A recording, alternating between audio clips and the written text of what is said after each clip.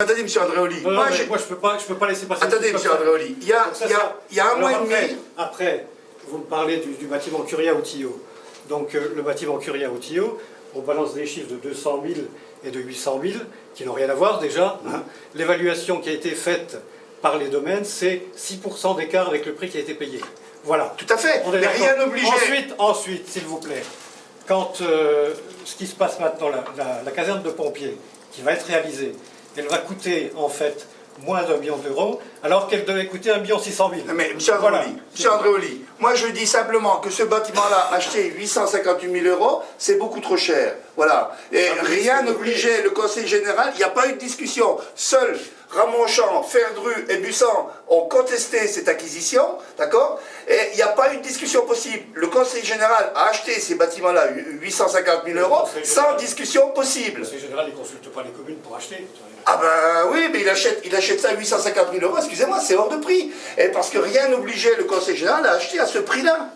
Rien. De toute façon. Et je n'ai jamais dit qu'ils avaient soudoyé les agences de l'État. Ce qui compte, c'est le résultat final. Le résultat final, ça coûte 600 000 euros de moins que ce qui était prévu.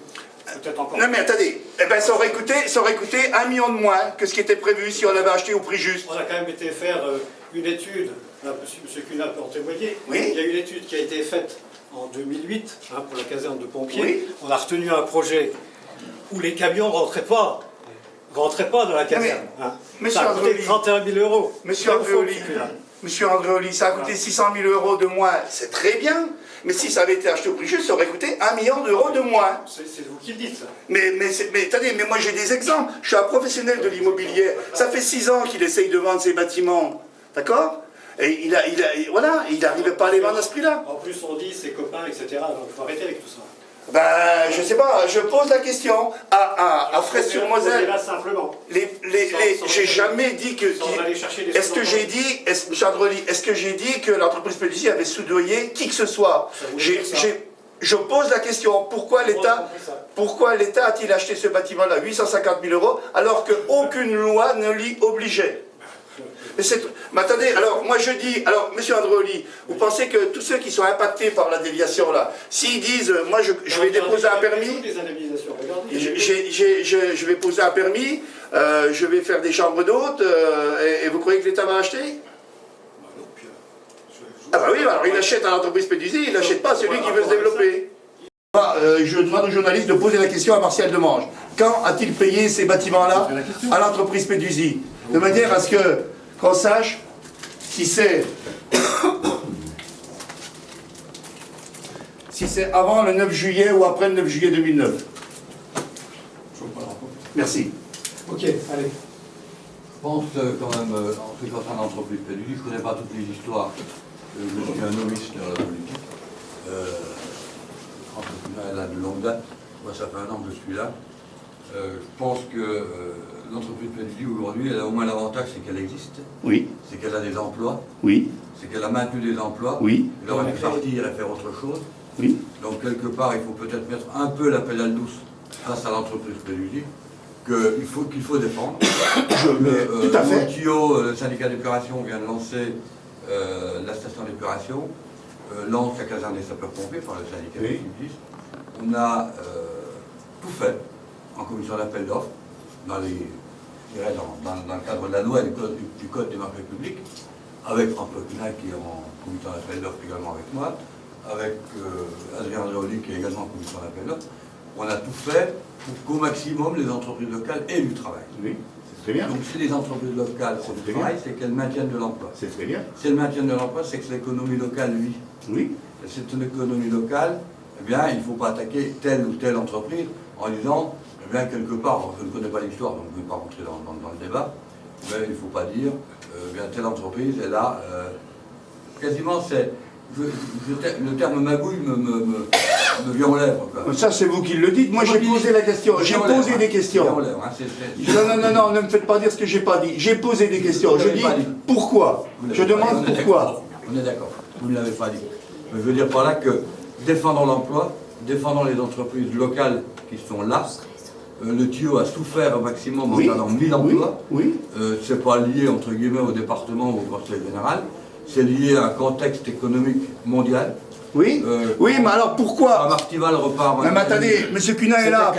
C'était quand même lié, je vais le dire, à l'ancien conseiller général François Cunha. Oui, oui, si on reprend... Dans le document qui a été donné à l'époque et qui a servi à me faire battre, J'ai dit tout à l'heure. il y a quand même des tas de choses dont il faudra maintenant rendre compte. D'accord.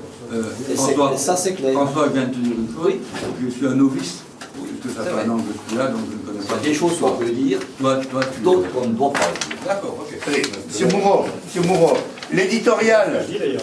Hein? C'est bien ce que j'ai dit, les choses qu'on doit- L'éditorial de M. Péduzi, puisqu'on parle de ça, ben on va en parler. L'éditorial de M. Péduzi il y a 4 ans, 2004-2011, notre canton, sous la houlette de M. Cunha, a perdu 600 emplois. Voilà la première phrase. Alors, on comptera ceux de... Alors, je vous donne les... Alors, qui compte maintenant, hein, qui compte maintenant. Vous savez, moi, je suis fier de ce qu'on a fait là. Parce que là, à aucun moment, on a attaqué qui que ce soit. D'accord ? Lui c'est tout ça. Vous vous rendez compte qu'il a écrit, puisqu'on parle de ça, on va y aller, hein, il a écrit, à ce jour, M. Cunha n'a pas pris en considération la détresse des familles concernées. Vous vous rendez compte de ce qui est écrit ? Pourquoi n'avoir rien proposé? Et lui, il proposait de faire, je ne sais plus trop combien de lits au TIO, il en a fait 0. Donc, il faut arrêter un moment, puisque vous parlez de ça, on y va. Et je n'ai jamais parlé, je n'ai jamais utilisé le terme que vous avez utilisé, M. Bourreau. Je ne l'ai pas utilisé, j'ai posé des questions. Ah non, vous ne l'avez pas utilisé, on est d'accord. J'ai posé des questions, c'est tout. Et j'attends, et les questions-là, M. Moreau, les questions-là, je les ai posées il y a 1 mois et demi. La première personne à qui j'ai annoncé que j'allais me présenter, parce qu'il ne faut pas oublier qu'en 98, en 2004, j'ai aidé... Alors, en 2008, Dominique Péduzi a été élu. En 2004, on peut dire que j'ai aidé à le faire perdre, puisqu'il a perdu. Et en 2011, il avait sa machine, il n'a plus besoin de moi. Donc, la première personne à qui j'ai annoncé que je me présentais comme à l'Assemblée départementale, c'est à M. Péduzi. D'accord? Et je suis allé le voir, je lui ai dit, voilà, je vais te poser telle question. Sur Androli, les questions-là, il les connaît. Oui. Son frère aussi les connaît. Non, donc, qu'ils apportent les réponses. Mais c'est pas à moi. Mais M. Androli, moi, il a essayé de m'expliquer. Oui. Quand il a fini de m'expliquer, je ne savais plus où j'habitais. Voilà. De l'économie à la Comcom, j'ai dit qu'à aucun moment, on a été en mesure de négocier le prix d'achat par la communauté de communes. D'habitude, quand on fait quelque part une transaction, l'acheteur et le vendeur négocient. On dit non, là c'est le prix là, il n'y a rien à dire, vous payez ça. Eh bien, je dis, c'est pas normal. Je ne suis pas contre l'opération Curia. Je sais, mais tout à fait. Je ne suis pas contre l'opération Curia. C'est une très bonne opération. C'est une bonne opération. Mais encore faut-il que l'argent du contribuable soit utilisé de façon normale. Et là, il ne l'a pas été. Eh ben, vous ferez campagne contre campagne et puis on verra bien. Tout à fait. Voilà. Merci beaucoup. Les choses doivent être dites. Hein. Les choses doivent être dites, les campagnes doivent être dites.